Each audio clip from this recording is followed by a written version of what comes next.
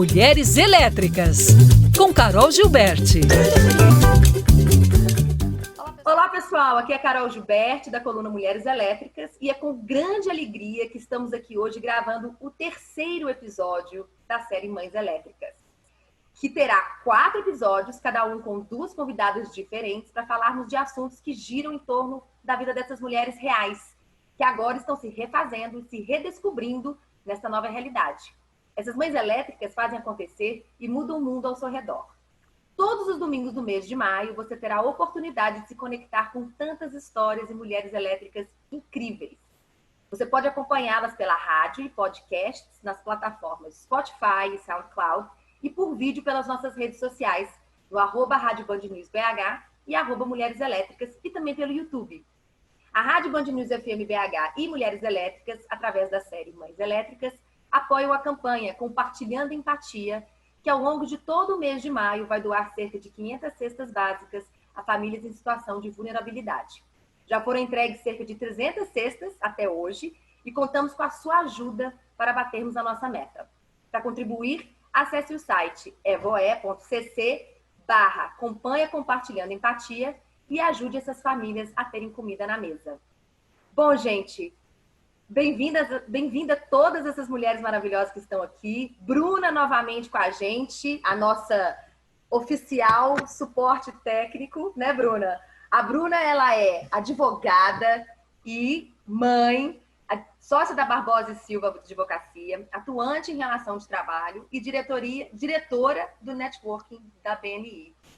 Mais uma vez, bem-vinda aí, né, Bruna? Participando e nos ajudando aí com o técnico. E hoje recebo, é muita honra, 2 entrevistadas que já estiveram comigo na rádio, em outras ocasiões também, pela vida, quando a gente não podia se encontrar, né? Agora encontramos né, virtualmente. Tânia Reis está lá na China, direto de Xangai, em outro horário, outro fuso horário, né, Tânia? À noite. Sim, agora são 20 para as 9 da noite. Da noite. E aqui a gente está 20 para as 10 da manhã. Mas Tânia é mãe, avó, empresária e solidária, né? Fundou a Serpa, vai falar depois um pouquinho do Grupo Serpa. E também estou aqui com a Raquel, que é mãe, empreendedora serial e também tem essa veia solidária. Sejam muito bem-vindas, gente. Obrigada. Muito obrigada por terem aceitado o convite de Mulheres Elétricas mais uma vez e estarem aqui compartilhando suas histórias, suas experiências. Bom, para começar, eu queria muito que vocês duas contextualizassem aqui para os ouvintes e para os nossos espectadores um pouquinho da sua história. Eu tenho alguns pontos que são bem parecidos, similares, né, entre as histórias de vocês. Então, vamos começar um pouquinho, Tânia, com você. Quando você fundou o Grupo Serpa lá em 1995, vai fazer 25 anos, né? Ou já fez esse ano? Não, 25 anos, né? Bodas de prata, olha, tão marcante nesse momento, né, que nós estamos vivenciando. Mas há 25 anos, quando nós iniciamos, também foi num momento em que o Brasil passava por uma mudança muito grande, que era a abertura do mercado. Tanto quando a gente fala abertura do mercado, a gente fala tanto para importação como exportação.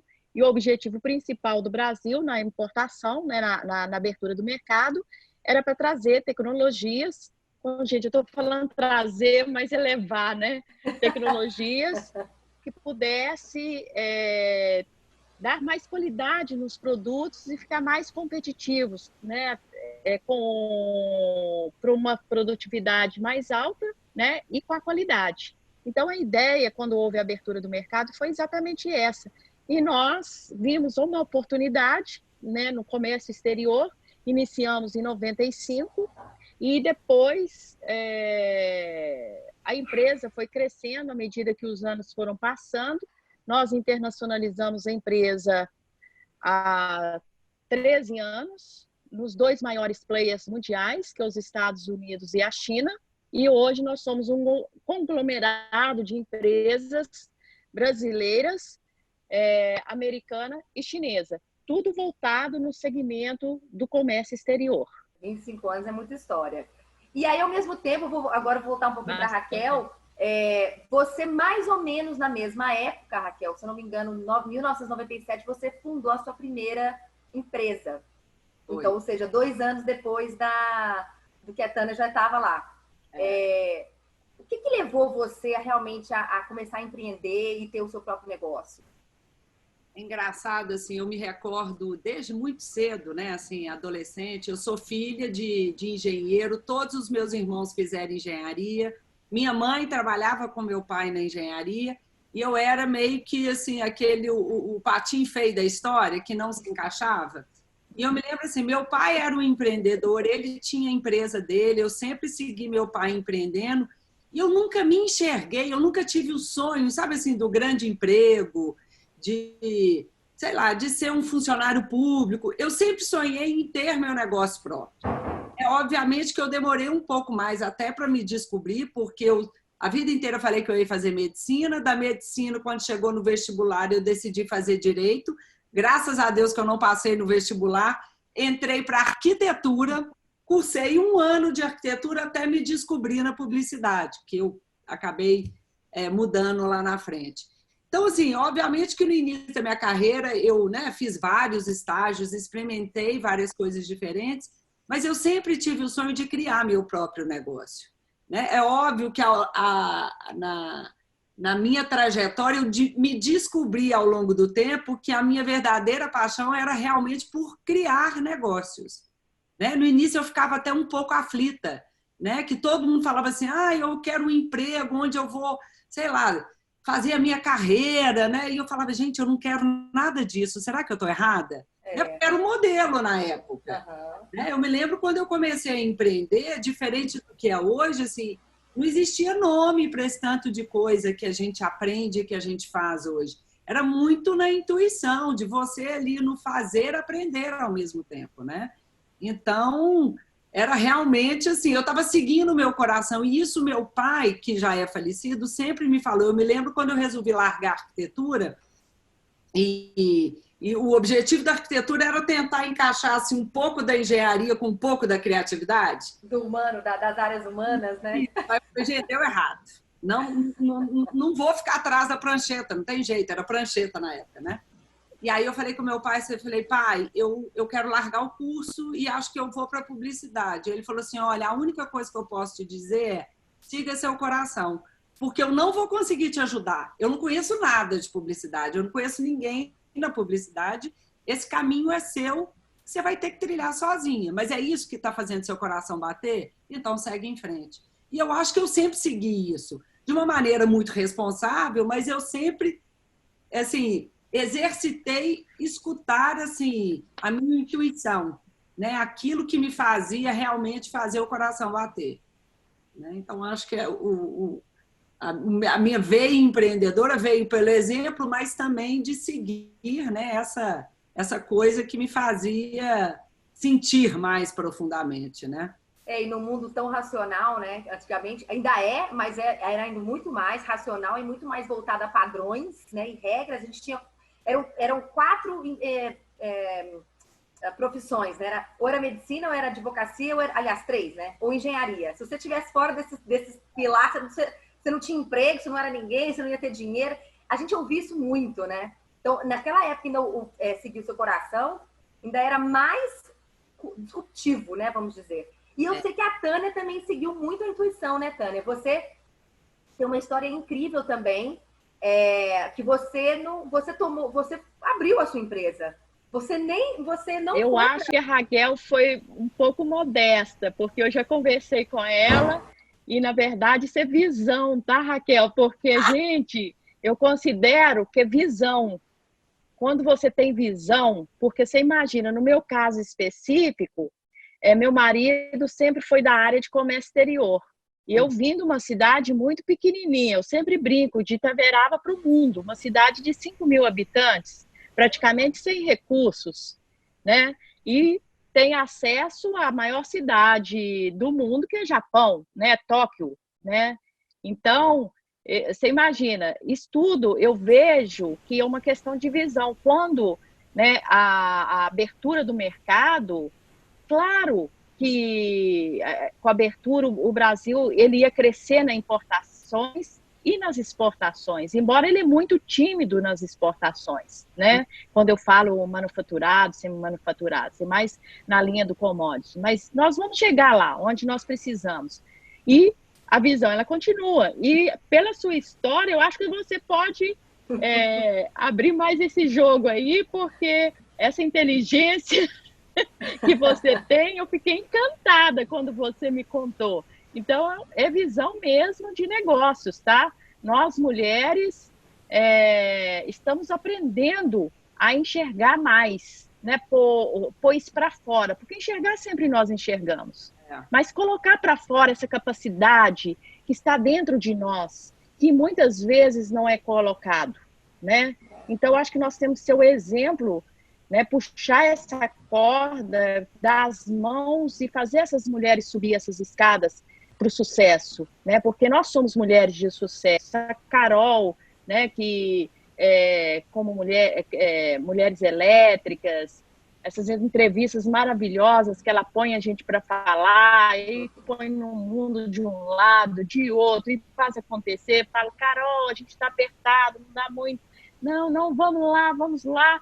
E faz, envolve a gente, de repente a gente está dentro do projeto dela, fazendo tudo acontecer. E isso é muito bacana. Mas põe mais para fora aí, Raquel, que eu acho que você tem muita coisa bacana para falar.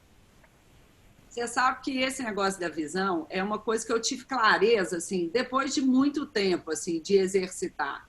É porque eu acho que eu pelo menos, assim, venho de uma experiência onde tudo tinha, assim, nome e caixinhas a serem preenchidas, né? E como eu não me enxergava muito nessas caixinhas, eu tinha muita dificuldade, assim, de nomear mesmo. Gente, eu me lembro, durante, assim, muitos e muitos anos, que eu achava que eu tinha que ser a pessoa mais organizada, a pessoa da planilha, do anotar item a item, daquela que, sabe assim, que levanta de manhã e tem um protocolo a ser seguido, e eu nunca fui assim, né? Eu sofri muito no início da minha carreira, no início da minha vida, porque realmente eu achava que eu tinha que me encaixar, eu achava que eu tinha que gostar de ser assim, o passo a passo, né, esperado pela sociedade, pela minha família, e eu nunca fui, né? Não que eu fosse porra louca, não, muito pelo contrário, é porque realmente talvez eu não tivesse a maturidade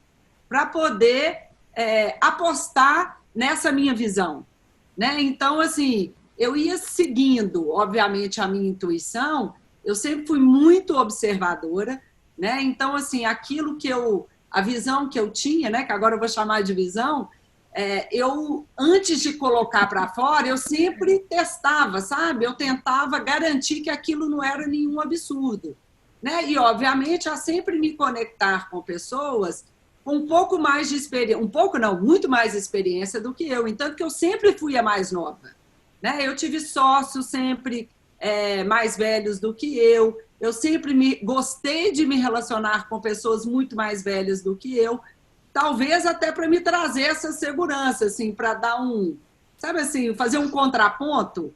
Certificar, tipo, dar o aval, o carimbo de que você está no caminho certo, né? Até chegar no ponto que eu falei, gente, hoje eu falo assim, hoje eu tenho a segurança de que quando realmente eu acredito numa coisa, eu posso colocar em prática, porque, assim, vai dar certo, mesmo se não der, e muitas vezes não dá, né? Porque o dar certo não significa que tudo vai sair conforme o planejado. Mas eu já tenho a segurança para aguentar o tranco da vida, né? Assumir as consequências. Então, assim, esse modelo, né, que sempre foi da criação, e talvez era isso que eu buscasse, né? Porque eu achava que ser criativo era ser o criativo artista. Essa era a referência que a gente tinha.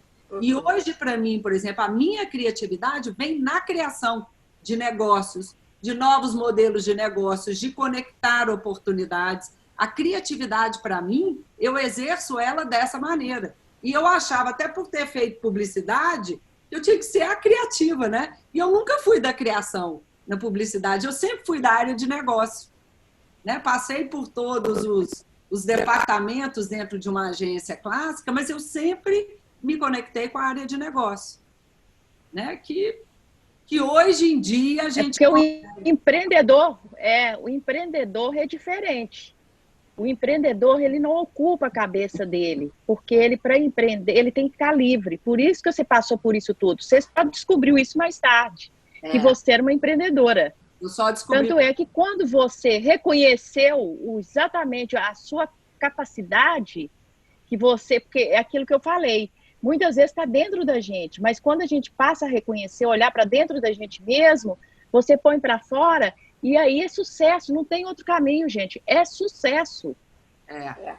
Ô, Tânia, em relação ao empreendedorismo, você que também aí, né, esteve e ainda está aí no front, né, da empresa, foi a que fundou o Grupo Serpa, junto ao seu marido, tem aí também, isso também é um tipo de padrão, ou até mesmo de talvez uma crença que as pessoas têm de que trabalhar junto à família, né, empreender junto ao lado de um marido é quase que impossível, como se fosse manter 2 relacionamentos. Eu sei que as coisas não são fáceis e eu sei que são vários desafios. O empreendedorismo em si já é um grande desafio. Mas eu queria saber de você, assim, quais foram os grandes desafios no início da fundação da empresa que vocês passaram e como que foi essa superação? Primeiro é o seguinte, que o que eu sei, né, um pouco que eu sei das empresas familiares são empresas de sucesso, a maioria são empresas de sucesso. Então existe esse tabu, mas eu acho que está passando isso. Eu sou casada já praticamente, aí, esse ano vou fazer 37 anos de casado, né? Nós iniciamos, sim, juntos. A maior dificuldade foi iniciar a empresa sem dinheiro, né? Por isso que você tem que ser empreendedor, porque o empreendedor, ele faz acontecer. E o conhecimento de comércio exterior que ele tem, é enorme. Uhum. Então, é isso que ajudou a alavancar, né, a empresa. Então, quando envolve a questão familiar, eu falo que é o seguinte, quando você tem de brigar, você briga em casa e briga na empresa, em qualquer lugar. Se você vive bem, você vive em qualquer um. Então, a gente precisa de saber respeitar esse espaço. Eu viajo muito, né? Igual a Raquel também viaja bastante, né, Raquel? Você relatou isso para mim. Então, você imagina se não houver confiança, empatia. Então, tem que ter empatia. Para tudo dar certo, precisa de empatia. E cada um respeitar o seu espaço. A minha competência é de relacionamento, é empreender, é ter a visão de aonde os negócios podem iniciar e fazer sucesso. A dele é de executar. Ele está lá no Brasil, executando, né, fazendo acontecer, porque por mais que a situação esteja toda complicada no Brasil, como nós somos empresários, como os outros estão em dificuldades, mas os negócios estão acontecendo e estão vindo mais serviços, oportunidades estão aparecendo. Então, é saber respeitar, cada um saber respeitar o seu espaço. Então, toda vez que fala de família, eu não consigo enxergar isso, Carol, que existe esse problema. Né? Claro que na vida pessoal a gente já teve alguns problemas, sim, nada que não pudesse sentar e conversar e resolver, né? E prova disso é meus 37 anos de casada, tá, gente? E mais 25 de empresa, né? Ou seja, se você juntar esses dois, já passou de meio século isso aí. Né? Porque dois mas na verdade, fora a empresa... na verdade, eu casei, depois do casamento é que nós montamos essa sociedade, né? Mas é porque são duas cargas. Cargas, assim, são 2 desafios, né, ao mesmo tempo. Então, você tem lá, o casamento é uma instituição, a empresa é outra, cada um tem sua história. Eu juntei os números porque eu acho que é relevante a gente falar que é um grande desafio. Porque o casamento, o relacionamento já é um desafio por si próprio. Tendo ainda uma empresa... Já é um desafio. E tendo uma empresa com seu marido, fundando, já é outro. Eu falo assim, eu tenho muito orgulho disso, né, em relação a você e ao seu marido e essa questão familiar que vocês têm. Eu acho que mostra uma estrutura que mesmo pelos percalços, né, às vezes a gente tem aquela bambeia, mas balança, mas não cai, vamos dizer assim, é o casal. Mas o importante, né? Mas o importante, Carol, é empatia. Aonde houver empatia, tudo se resolve. o respeito no ser humano, tudo se resolve. Então, assim, são 25 anos de empresa e, como você falou, né, aí, iniciando, é uma empresa que começou, eu e ele, hoje nós somos 150 profissionais, é uma empresa já multinacional e nós estamos crescendo ainda e temos projetos ainda, né? Quando eu falo ainda, porque eu falo que a fila anda, né? E a Samara, que é minha filha, ela assumiu a gestão na China e nós continuamos projetando e acreditando no mercado, né? Aí vem a visão, né? Nós temos ainda a visão que ainda tem muito espaço. O Brasil ainda é muito novo. Eu considero o Brasil um jovem no comércio exterior. Tem muito espaço para crescer. Vai crescer muito. Pode gravar isso daqui 10 anos, você coloca essa imagem e nós vamos falar dela de novo. Você vai ver que eu tenho razão no que eu estou falando. Eu não tenho dúvida que você tem razão. Olha, então, para finalizar esse primeiro bloco, a gente cresceu, pelo menos a gente cresceu ouvindo uma frase, falando assim, atrás de um grande homem existe uma grande mulher. Mas para falar dessas duas aqui, eu sempre dei também o marido dela, eu vou mudar isso para a gente poder encerrar o primeiro bloco. Ao lado de uma grande mulher, há um grande homem. Porque ao nosso lado, a gente tem grandes parceiros que nos alavancam, né? E vice-versa. É uma troca. Então, nós vamos dar um intervalozinho e a gente já volta. Mulheres Elétricas, com Carol Gilberti. Estamos de volta, então, gente, com a série Mães Elétricas. Hoje com duas convidadas maravilhosas, Tânia Reis e Raquel Horta. A gente está aqui hoje falando um pouquinho da trajetória empresarial, empreendedora dessas duas grandes mulheres. E agora a gente vai entrar um pouquinho nesse novo tempo, né? Nesses últimos 4, 5 meses do ano, o mundo está passando, né, por transformações. Podem ter sido até imaginadas, mas a gente não tinha noção de que iam ter tanta rapidez e agora, nesse momento, né? Eu falo que o futuro que a gente sempre estava mencionando, ele foi antecipado e da noite para o dia. E aí, com isso, estão surgindo novos modelos, novas reflexões, novas empresas, e eu acho isso incrível, na verdade. Eu sei que por mais que seja um momento de muita dificuldade mundial, global, né? Você está falando no âmbito global, econômico, social, mas eu vejo isso como uma transformação que vai trazer lá no futuro para a gente novos olhares, novos pilares. Agora eu quero entrar um pouquinho nesse cenário, né? E começando com uma frase, que aí eu quero que cada um de vocês deem o seu ponto de vista em relação a isso. Que é como muito do que eu enxergo os negócios. Eu gostaria que o mundo fosse assim, né? O meu mundo utópico, ou talvez não tão utópico, mas talvez mais realista diante das nossas circunstâncias, mas que seria que entre ganhar dinheiro e ajudar as pessoas, eu fico com os dois. Eu queria saber a visão de vocês. Raquel, vamos começar por você. Bom, até pouco tempo atrás, né, existia, eu acho que na cabeça ainda de muita gente, ou se ganhava dinheiro ou ajudava as pessoas, né?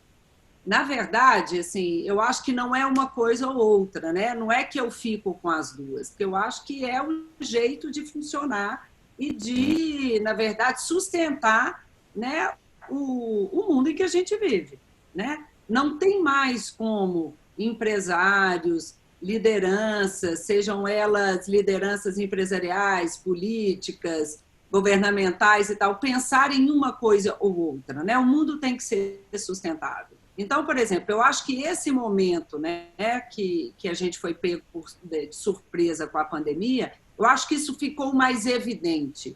E mais evidente no seguinte sentido, assim, tornou-se mais claro para todas as empresas de que é possível, sim, trabalhar conjuntamente esses dois aspectos, né, da nossa sociedade. Ganhar dinheiro porque a gente precisa pagar conta, a gente precisa sustentar os negócios, enfim, a gente precisa viver. A gente não vive mais num mundo de trocas, de escambo, né?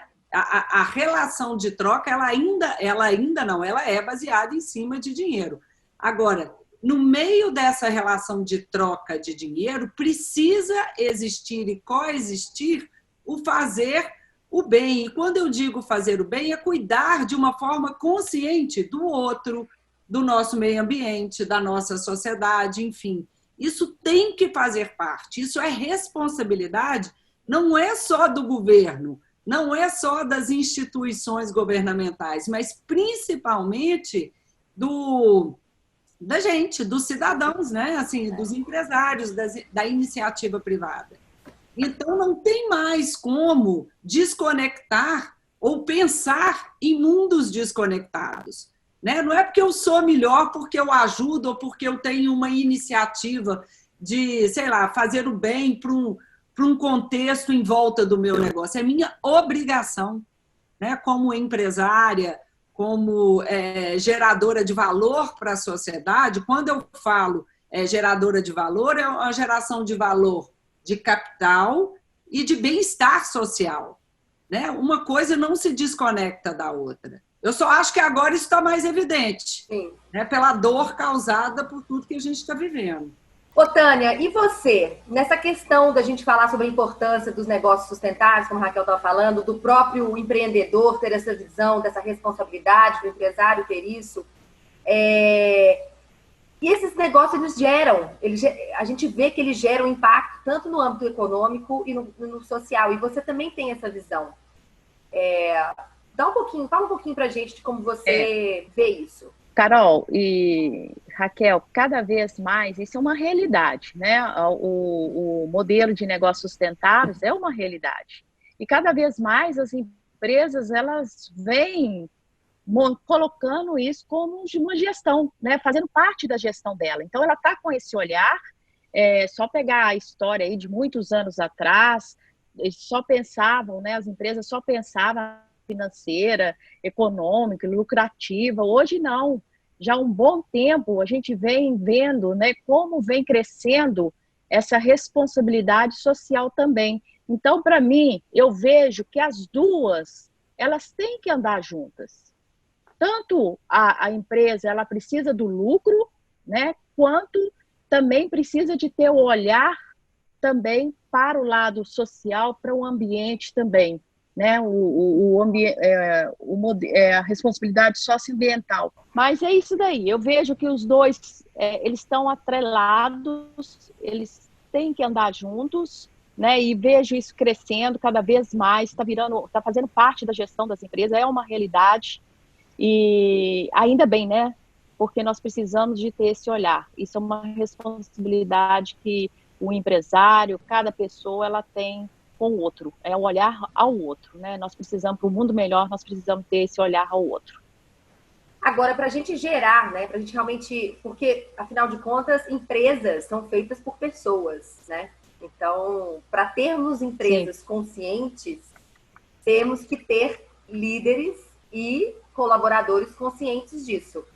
Vocês acham, agora minha segunda pergunta vocês acham que nós, né, nós aqui no Brasil, ou talvez até a gente pode pegar o âmbito do Brasil e talvez fazer uma comparação com outros países que já estão um pouco à frente. Vocês acham que nós, profissionais, estamos preparados? Como que a gente como podemos ajudar esses novos profissionais que estão entrando no mercado a se preparar para terem essas características que eles chamam de soft skills, né, como você falou, né, Tânia? A empatia é uma delas.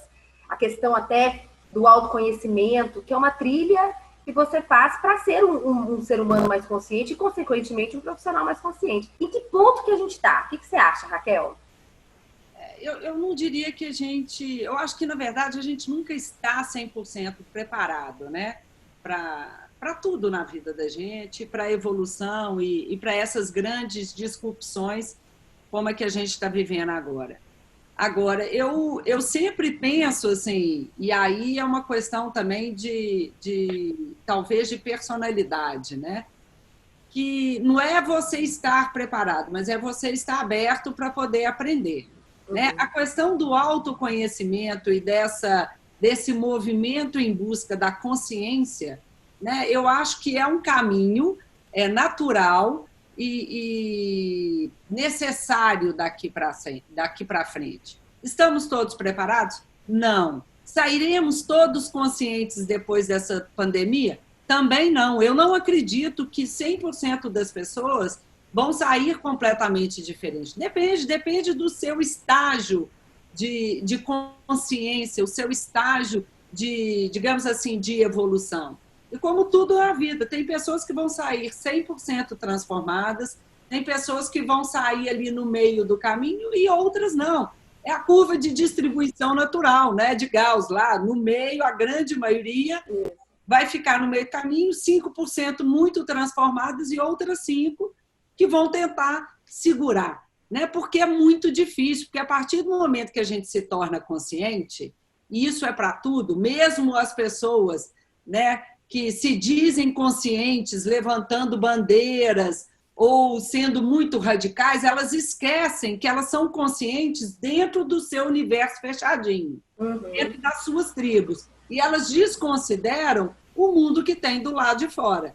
Então, assim, ser consciente eu entendo o meu papel, eu entendo a minha responsabilidade, ou seja, o meu contexto, mas eu enxergo o outro também, né? Que é a questão que Tânia tem colocado muito sobre a empatia, né? E a empatia é você se colocar no lugar do outro, mas a compaixão, que eu acho que é um âmbito um pouco maior, é você se colocar no lugar do outro e ser capaz de agir em prol do outro, né? Então, eu acho que a gente vai viver um momento agora da consciência, mas em direção à amplificação da compaixão, né? Não é aquela compaixão religiosa que a gente sempre escutou, né? E que todo mundo tentava, assim, dizia exercer, né? Então, agora eu acho que é isso, assim, é você estar consciente e realmente você sair do seu lugar, né? Da sua zona de conforto, né? Para poder agir em prol do todo. E eu acho que vocês duas têm essa característica, né? Dessa empatia, dessa compaixão, estão aí à frente de causas solidárias. Raquel estava no front, encabeçou uma campanha, as Vale Cestas, ajudou milhares de pessoas, de famílias, arrecadou R$500 mil, Raquel, que foi o total? Se a gente somar tudo que tiveram doações diretas, né, foi mais ou menos 750 mil. Conseguiu beneficiar próximo de 40 mil pessoas. É um grande impacto. Eu acho que isso é uma característica que está muito presente em vocês duas. Como a Tânia também tem um lado solidário, está também aqui apoiando a nossa campanha, que é Compartilhando Empatia. Então, Tânia, a gente, infelizmente, eu queria só ver a sua visão, mas a gente tem que finalizar, que o nosso tempo corre.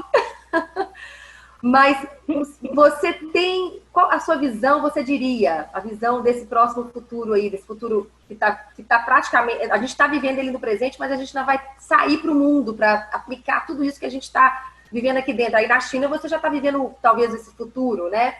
E a gente no Brasil ainda está aqui, ainda passando pelo pico das coisas, né? A sua visão é otimista em relação ao que vem por aí? Primeiro, nós estamos num momento que nada é previsível. Não dá, porque eu falo que o casaco que eu uso aqui na China não é o mesmo que eu uso no frio aí no Brasil. Então, cada um tem suas peculiaridades. Eu vejo que o momento é o momento de ter conhecimento e discernimento de tudo que está acontecendo, atrelado à coragem. Porque, gente, isso aí é uma situação que realmente ela não dá para poder prever nada. Eu não tenho essa condição de falar sobre isso, mas eu vejo nessa situação conhecimento e discernimento atrelado à coragem. E nós, mais do que nunca, nós precisamos de líderes. E os líderes, eles precisam de estar mais preparados. Então, só para poder finalizar, eu até peguei uma frase, eu anotei para não ter erro, Criar o que não existe requer liberdade para pensar e coragem para arriscar. Errar, refazer. Isso. Com certeza. Errar faz parte, é necessário, né? Com certeza. Não existe errar. Não tem que ter medo. Erra, alguma coisa está errada, né? Então, o dar certo... E os líderes precisam de ter consciência. Os líderes precisam de ter consciência. Cada vez mais eles precisam ser conscientes de tudo que está acontecendo. Aí sim, com a ajuda, como você falou, Raquel, também, de todos unidos com um único propósito, eu tenho certeza, aí eu sou otimista e tenho certeza que o mundo não vai acabar. Podem ter certeza disso. O mundo não vai acabar. Tudo vai continuar. As pessoas vão decidir para o caminho que elas querem ir. E muita coisa boa vai acontecer. Pode ter certeza, gente. É só pegar a Primeira Guerra Mundial, pegar o 11 de setembro. Olha o que foi criado pós essas situações de impacto. Tudo melhorou. E vai melhorar. Eu sou muito otimista nesse ponto. Mas precisamos fazer a nossa parte. Eu acho que nós aqui somos as otimistas realistas. A gente não deixa de ver a realidade, o que está acontecendo, o cenário real, mas a gente tem uma visão otimista de que isso tudo faz parte de uma grande transição, né? De um grande aprendizado. E como a gente falou lá no início, né? Aqui também, agora a Raquel acabou de falar a questão do erro, né? Não há trajetória sem erro, sem recomeço, sem ajustes, né? E isso vem da gente para fora, de fora para a gente, uma simbiose constante, porque afinal de contas, quem cria o mundo somos nós, né? Aquela coisa que vem primeiro, o ovo ou a galinha.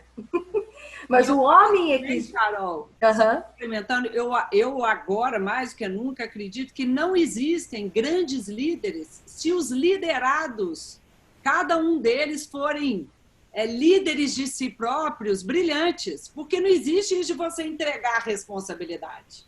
Acabou, gente. A gente vem de uma educação que assim, é o meu governador, é o meu presidente, é o meu líder, é o meu chefe. Opa, cadê a sua responsabilidade? Sim. Ele só está lá porque alguém colocou essas pessoas lá. Exato. Então, quer dizer, não adianta a gente ter a expectativa, né? Precisamos sim de grandes líderes. Agora, de onde nascem esses grandes líderes? A gente tem que lembrar... Nasce da educação, né? Ou seja, nós temos que investir na cultura, na educação, aonde vão nascer os líderes. Isso. Eles precisam de ter conhecimento e precisam de ter discernimento. Né? Eu sempre penso isso. Só acontece com a gente aquilo que a gente permite. Sim. De verdade. Uhum. Né? O outro só bagunça a vida da gente se a gente der a chave da nossa casa. Então, assim, a gente tem que assumir a nossa responsabilidade. É isso, eu acho que é assumir. Que o outro que vai resolver, que o outro que vai trazer a nossa felicidade, o outro que vai promover o meu bem-estar, né, a minha ascensão. Não é, gente. Desculpa, isso não é verdade. Né? Então, cada um tem que fazer a sua parte. E para finalizar, para a gente fechar, que eu acho que tudo está conectado, é o que a Tânia também falou, é a coragem, né? Fundamental. A coragem gera ação, né? E a ação gera resultados. A gente executa, erra, pode errar, claro que tem erros igual que são necessários, mas a gente executa e faz. E acontece. E aí volta de novo. E esse ciclo ele não pode parar. Então, nós mulheres aqui, eu acho, nas mulheres elétricas, né? Nós estamos em posições, sim, de liderança e a gente tem que assumir essa liderança. Assim, assumir, falar assim, nós somos, sim, nós temos uma responsabilidade diante da nossa posição que nós assumimos, para a gente poder falar assim, poxa, vamos comigo, né? Vamos fazer igual que é o programa de propósito de Mulheres Elétricas, que é protagonizar e dar voz às mulheres, para que elas entendam o papel delas dentro desse contexto. Cada um tem um papel, cada um tem uma representatividade que causa algum tipo de impacto. Eu falo, o impacto ele pode ser dentro da sua casa, pode ser no seu prédio, pode ser no seu quarteirão, pode ser na sua rua, no seu bairro, na sua cidade. Ou seja, escolha. Você tem essa escolha. Escolha onde você quer fazer, né, gerar esse impacto. Mas faça. A gente não precisa ficar nos polos, nos extremos, ou impacta ninguém ou impacta milhões? Por que não impacta um, depois a gente vai para 2? E vamos aí, porque o um gera o outro e aí a gente espalha isso, né? Então, acho que isso é muito legal. Vocês são mulheres que eu admiro muito, muito, e foi uma honra ter vocês duas aqui comigo, A gente compartilhando e, enfim, ensinando. Né? Eu acho que a gente está aqui sempre para aprender, né? Aprender com os que estão na nossa frente, aprender com os que estão do nosso lado, com os que estão atrás, porque a gente também aprende muito com os jovens, os nossos filhos, e tá com essa mente aberta. E principalmente com aquele que pensa diferente da gente, né? Que é tão difícil para a gente. É difícil. Que a gente quer evitar. Eu acho que é onde a gente mais aprende. Romper essas barreiras, né? Do pré-conceito com o diferente, né? Com o que pensa diferente. Com certeza. Antes de despedir, eu queria deixar um super recado aqui, mais uma vez, sobre a campanha Compartilhando Empatia, que ainda está acontecendo. Vocês podem entrar lá no site da Evoe, que é evoe.cc/campanha Compartilhando Empatia. Lá tem doações de R$20, o que você acha que pode, o que o seu coração está te pedindo. Carol, eu vou falar, porque tem tanta gente ainda que me liga para você, eu queria doar para o Espalhe Cestas. Doe agora para o Espalhe Empatia. Compartilhando Empatia, isso. Que é tão bacana, assim, uma campanha também de pessoas conhecidas que é tão importante, as pessoas buscam, né? Que as pessoas ainda são desconfiadas. Então, estou doando, compartilhando empatia. Obrigada, isso mesmo. E Tânia também com a gente, não só como Tânia, pessoa física, mas como Grupo Serpa, CNPJ, está aqui junto com a gente nessa campanha, né, Tânia? E nesse projeto aqui maravilhoso de Mães Elétricas. Bacana demais. É a responsabilidade nossa, né, também. Também. De poder ajudar. Isso aí, obrigada. E Bruna, mais uma vez, obrigada aí pela sua participação. Bruna, Estamos encerrando, então, o terceiro episódio de Mães Elétricas, com essas mulheres incríveis. E semana que vem tem o nosso último episódio. Depois ainda vou divulgar aqui quem serão as entrevistadas. Bacana. Até mais, gente. Obrigada. Beijo. Mulheres Elétricas, com Carol Gilberti. Série especial Mães Elétricas. Oferecimento. EPO, 28 anos construindo soluções inovadoras em empreendimentos imobiliários. Grupo Serpa, inteligência em comércio exterior. Arcos Engenharia de Solos, há 51 anos trazendo soluções em geotecnia. E Grão de Ouro Agronegócios. Estamos ao seu lado em qualquer situação. Conte conosco.